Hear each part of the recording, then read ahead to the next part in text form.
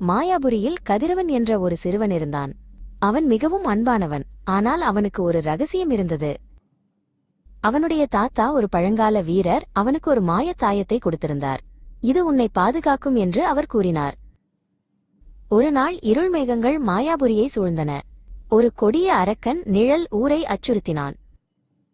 நிழல் அரக்கன் மக்களின் மகிழ்ச்சியை திருடி அவர்களை சோகமாக மாற்றினான். கதிரவன் பயப்படவில்லை. அவன் தன் தாயத்தை இறுக்கமாக பிடித்தான். அது பிரகாசமாக ஒளிர ஆரம்பித்தது. தாயத்திலிருந்து ஒரு சக்தி வெளிப்பட்டு கதிரவனை ஒளிவீரனாக மாற்றியது.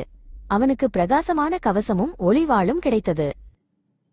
ஒளிவீரன் நிழல் அரக்கனை எதிர்கொண்டான். மாயாபுரியை விட்டுப்போ என்று அவன் கர்ஜித்தான். நிழல் அரக்கன் சிரித்தான்.